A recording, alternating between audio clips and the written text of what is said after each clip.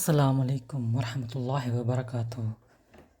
Hello friends, welcome to Shayas IT. இதுக்கு முன்னாடி வரைக்கும் நம்ம என்ன பார்த்துருந்தோம்னா லாம்டா எக்ஸ்பிரஷனை பற்றி நம்ம பார்த்துருந்தோம். ஓகே, ஸோ இன்றைக்கி நம்ம என்ன பார்க்க போகிறோம்னா ஜாவா 8ல் இன்னொரு ஃபீச்சர்ஸ் பார்த்திங்கன்னா functional interface. Okay, so Java 1.7 அது வரைக்கும் பார்த்திங்கன்னா நமக்கு ஜாவாவை நம்ம என்னென்னு சொல்லுவோம், ஆப்ஜெக்ட் ஓரியன்டட் ப்ரோக்ராமிங் லாங்குவேஜ் அப்படின்னு சொல்லுவோம். கரெக்டாக? ஸோ அப் டு 1.7 வரைக்கும் நம்ம ஜாவாவை ஆப்ஜெக்ட் ஓரியன்டட் ப்ரோக்ராமிங் லாங்குவேஜ்னு சொல்லுவோம். ஸோ அப்படின்னா என்னன்னு பார்த்தீங்கன்னா, நம்ம ஜாவா ப்ரோக்ராமில் எழுதுகிற கோடு எல்லாமே பார்த்திங்கன்னா ஆப்ஜெக்டை பேஸ் பண்ணியே இருக்கும். ஓகே, ஸோ அதனால தான் வந்து Java is object oriented programming லாங்குவேஜ்னு சொன்னாங்க. Okay, so except some primitive data types and primitive methods வந்து அதை தவிர்த்து மீது எல்லாமே பார்த்திங்கன்னா ஆப்ஜெக்ட்ஸை பேஸ் பண்ணி தான் இருக்கும். ஓகே, ஜாவாவில் வந்து ஃபங்க்ஷன்ஸ் அப்படின்னு சொன்னாலே அது எப்படின்னா ஒரு பார்ட் ஆஃப் த கிளாஸ் தான். ஜாவாவில் ஃபங்க்ஷன்ஸ் வந்து பார்த்திங்கன்னா ஒரு part of the class. Okay, ஃபங்க்ஷன்ஸ்னு சொல்லலாம், இல்லை மெத்தட்ஸ்னு சொல்லலாம். ஸோ அதை நம்ம எப்படி யூஸ் பண்ணுவோன்னு பார்த்தீங்கன்னா, ஒரு கிளாஸ் ஒரு ஆப்ஜெக்ட் ஆஃப் த கிளாஸ் அதை யூஸ் பண்ணி தான் நம்ம அந்த ஃபங்க்ஷன்ஸை வந்து கால் பண்ணுவோம். ஓகே, ஒரு ஃபங்க்ஷனை கால் பண்ணணும்னா அந்த கிளாஸுக்கு ஒரு ஆப்ஜெக்ட், ஏதோ ஒரு கிளாஸ் இல்லை ஆப்ஜெக்ட் வச்சு நம்ம அந்த ஃபங்க்ஷன்ஸை கால் பண்ணுவோம்.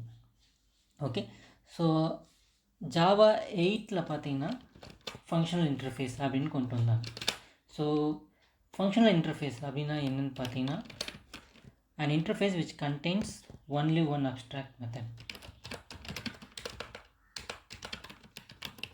எந்த ஒரு இன்டர்ஃபேஸ் ஒரே ஒரு மெத்தட் வச்சுருக்கோ, அப்ஸ்ட்ராக்ட் மெத்தட் வச்சுருக்கோ, that is called as functional interface. Okay, அதாவது that will have only one functionality, ஒரே ஒரு ஃபங்க்ஷனாலிட்டி தான் அதில் இருக்கும்.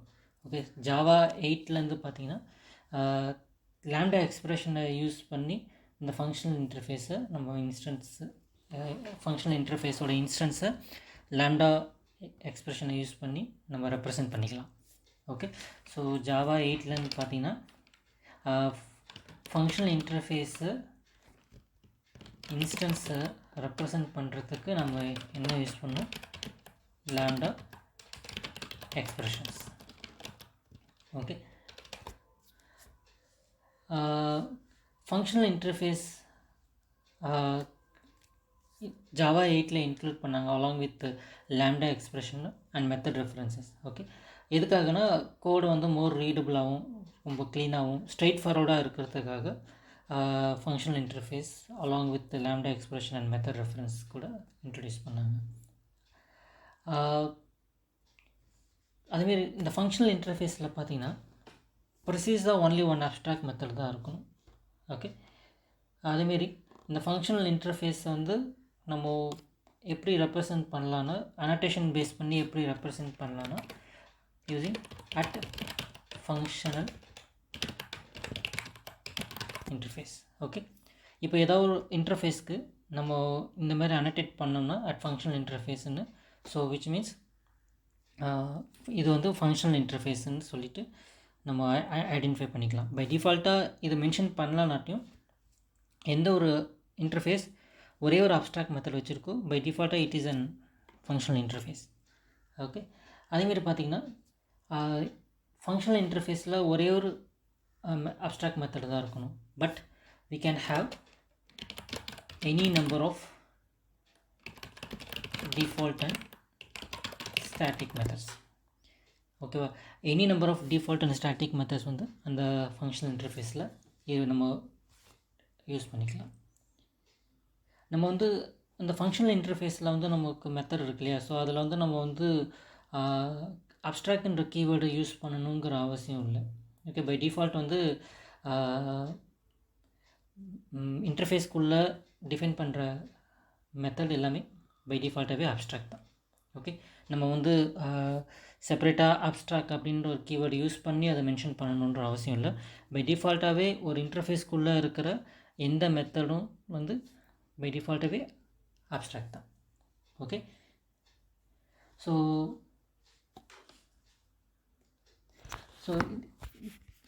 இதுக்கு வந்து நம்ம ஒரு எக்ஸாம்பிள் வந்து ஒன்று பார்க்கலாம். எப்படி நம்ம ஃபங்க்ஷனல் இன்டர்ஃபேஸ் வந்து யூஸ் பண்ணுறோங்கிறத ஒரு எக்ஸாம்பிள் சின்னதாக பார்க்கலாம். ஓகே. ஸோ இதுக்கு எக்ஸாம்பிள் பார்த்திங்கன்னா நிறையா யூஸ் பண்ணியிருக்காங்க. Like runnable, action listener and comparable. இதெல்லாம் பார்த்திங்கன்னா ஒரு ஃபங்க்ஷனல் இன்டர்ஃபேஸோட எக்ஸாம்பிள் தான்.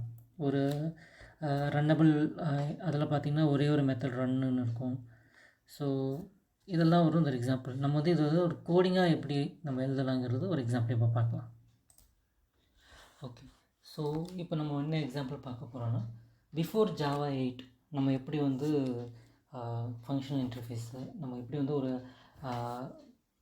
அனானிமஸ் கிளாஸை யூஸ் பண்ணி எப்படி நம்ம யூஸ் பண்ணலாங்கிறது பார்க்கலாம். Okay. So public static void main. இப்போ நான் வந்து ஒரு anonymous inner class object create பண்ண போகிறேன். Okay. Okay.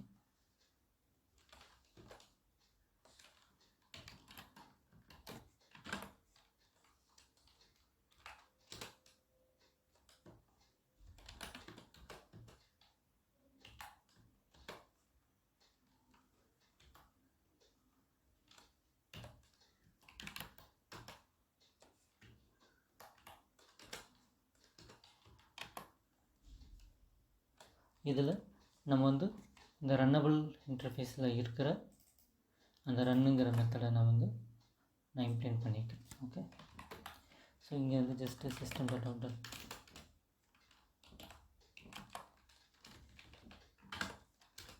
System dot out பிரிண்டில் new thread created. Okay. So இப்போது இது வந்து பார்த்திங்கன்னா நார்மலாக பிஃபோர் 1.8க்கு முன்னாடி, ஜாவா 8க்கு முன்னாடி நம்ம எப்படி யூஸ் பண்ணுறோங்கிறது using anonymous inner class. So இப்போ இந்த ஃபைலை நான் ரன் பண்ணுறேன்.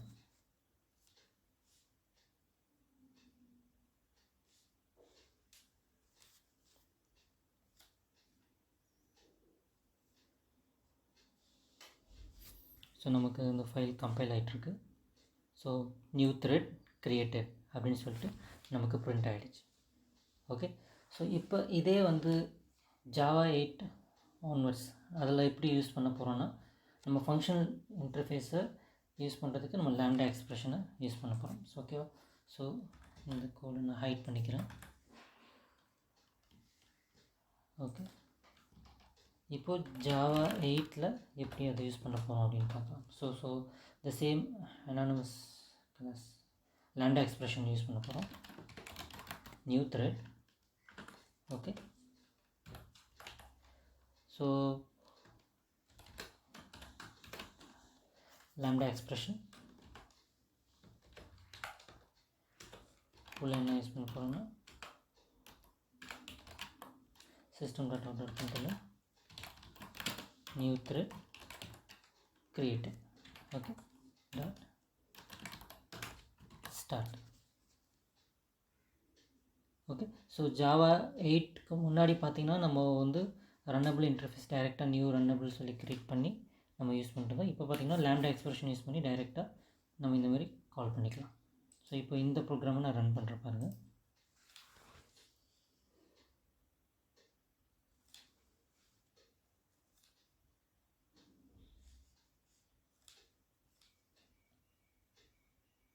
இப்போ பார்த்திங்கன்னா நியூ த்ரெட் கிரியேட்டட். ஓகேவா. ஸோ நம்ம இந்த மாதிரி லாம்டா எக்ஸ்பிரஷனை யூஸ் பண்ணி ஃபங்க்ஷனல் இன்டர்ஃபேஸை ரெப்ரசன்ட் பண்ணிக்கலாம். ஓகே. ஸோ அதேமாரி பார்த்திங்கன்னா இந்த ஃபங்க்ஷனல் இன்டர்ஃபேஸ் அப்படின்னு சொல்லி நம்ம வச்சுருந்தோம் இல்லையா. ஸோ இந்த மாதிரி நம்ம ஒரு இன்டர்ஃபேஸுக்கு இந்த அனோட்டேஷனை கொடுத்தோம்னா நம்ம வந்து அந்த அந்த இன்டர்ஃபேஸ் பார்த்திங்கன்னா மோர் தென் ஒன் அப்ஸ்ட்ராக்ட் மெத்தட் இருக்கக்கூடாது. ஸோ அதுக்காக தான் நம்ம வந்து ஐடென்டிஃபை பண்ணுறதுக்காக ஃபங்க்ஷனல் இன்டர்ஃபேஸ்னு கொடுக்குறோம்.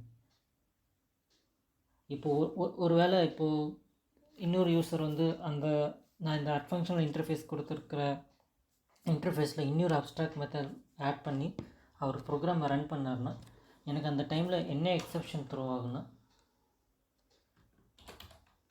இந்த கம்பைலர் வந்து பார்த்திங்கன்னா அன்எக்ஸ்பெக்டட் ஃபங்க்ஷனல் இன்டர்ஃபேஸ் அனோட்டேஷன் அப்படின்னு சொல்லிட்டு நமக்கு கம்பைலர் வந்து மெசேஜ் த்ரோ பண்ணும். அதே சமயத்தில் பார்த்திங்கன்னா இந்த ஃபங்க்ஷனல் இன்டர்ஃபேஸ் வந்து மேண்டேட்ரி கிடையாது.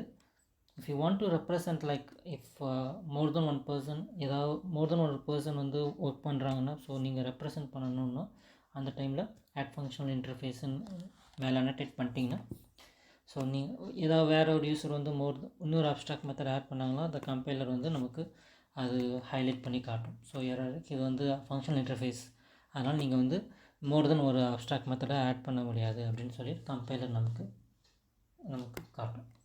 ஓகே, ஸோ இப்போ இதை நம்ம எப்படி பண்ணலாம்? ஓகே, ஒரு எக்ஸாம்பிளோடு பார்க்கலாம். ஸோ நான் இப்போ என்ன பண்ணுறேன்னா இன்டர்ஃபேஸ் ஸ்கொயர் அப்படின்னு ஒரு இன்டர்ஃபேஸ் வச்சுக்கிறேன். ஸோ இதில் ஒரே ஒரு abstract method int calculate of int x. Okay, so நான் இந்த இடத்துல அப்ஸ்ட்ராக்ட் அப்படின்னு நான் வந்து எக்ஸ்பிளிசிட்டாக நான் டிஃபைன் பண்ணணுன்ற அவசியம் இல்லை. பை டிஃபால்ட்டாகவே இன்டர்ஃபேஸ்க்குள்ளே இருக்கிற எல்லா மெத்தட்ஸும் பை டிஃபால்ட்டாகவே அப்ஸ்ட்ராக்ட். ஸோ நான் இப்போ என்ன செய்கிறேன், இந்த இன்டர்ஃபேஸை அனடேட் பண்ணுறேன், ஃபங்க்ஷனல் இன்டர்ஃபேஸ் அப்படின்னு சொல்லி அனடேட் பண்ணுறேன். ஓகேவா? ஸோ இப்போ பாருங்கள், நான் இன்ட் டெஸ்ட், ஓகேவா, நான் இப்படி சொன்னோன்னே எனக்கு கம்பைலர் என்ன சொல்லிடுச்சு, unexpected at functional interface annotation. ஓகேவா? அப்போது நம்ம ஒரு இன்டர்ஃபேஸ் வந்து அட் ஃபங்க்ஷனல் இன்டர்ஃபேஸ்ன்ற அனடேட் பண்ணி இருந்ததுன்னா நம்ம அதுக்குள்ளே ஒரே ஒரு அப்ஸ்ட்ராக்ட் மெத்தட் தான் வச்சுக்கணும்.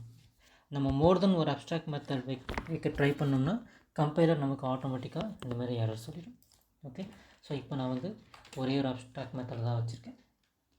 ஸோ இதை நான் டெலிட் பண்ணிடலாம். ஓகே, இப்போது நான் ஒரு variable integer a = 5.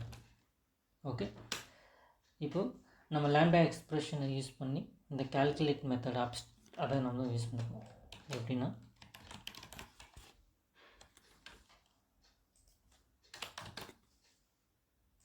Square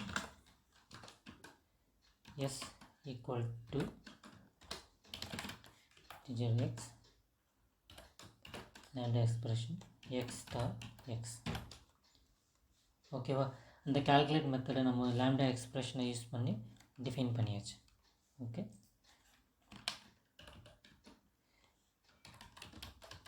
define calculated by lambda expression use பண்ணி இந்த கால்குலேட் மெத்தடை டிஃபைன் பண்ணியாச்சு.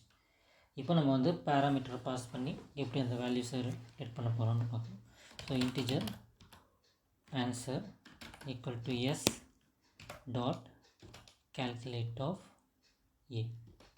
ஓகே, இப்போ இதை நம்ம பிரிண்ட் பண்ணி பார்க்கலாம்.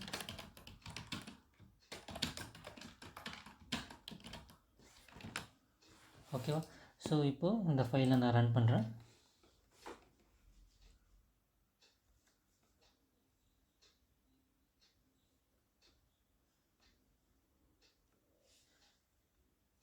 இப்போ பார்த்தீங்கன்னா எனக்கு ஆன்சர் இஸ் 25. ஓகேவா? ஸோ இப்போ அட் ஃபங்க்ஷனல் இன்டர்ஃபேஸ் யூஸ் பண்ணி எப்படி நம்ம பார்க்கணுங்கிறத நம்ம இப்போ பார்த்தோம்.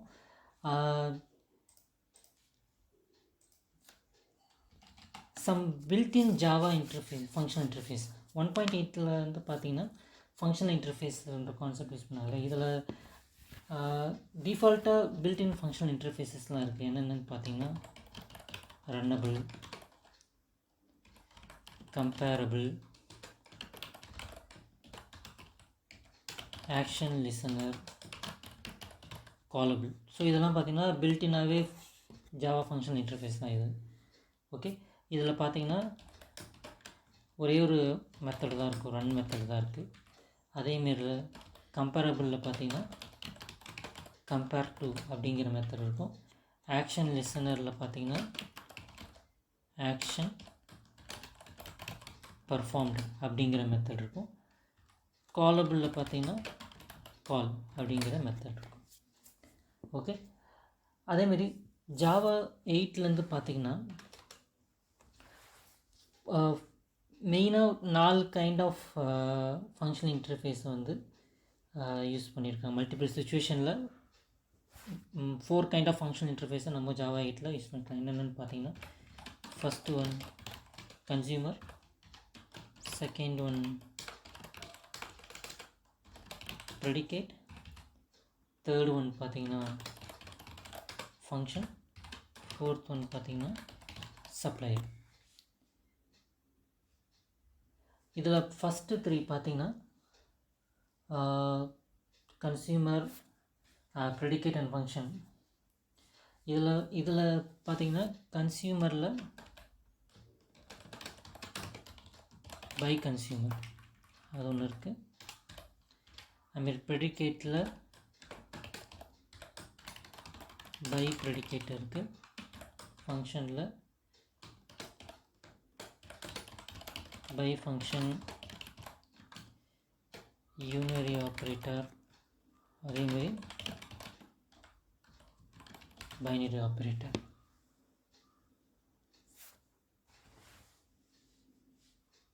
ஓகே, ஸோ இதெல்லாம் பார்த்திங்கன்னா ஜாவா 8 ஃபங்க்ஷனல் இன்டர்ஃபேஸில் புதுசாக கொண்டு வந்திருக்காங்க. ஓகே, ஸோ நம்ம வர வீடியோஸில் ஒரு இதை பற்றியும் ஒரு டாபிக் பற்றியும் நம்ம டீட்டெயிலாக பார்க்கலாம். ஓகே, இந்த வீடியோ பிடிச்சிருந்தா லைக் பண்ணுங்கள், உங்கள் ஃப்ரெண்ட்ஸுக்கெல்லாம் ஷேர் பண்ணுங்கள், கமெண்ட்ஸ் பண்ணுங்கள், சப்ஸ்கிரைப் பண்ணுங்கள். Thank you so much.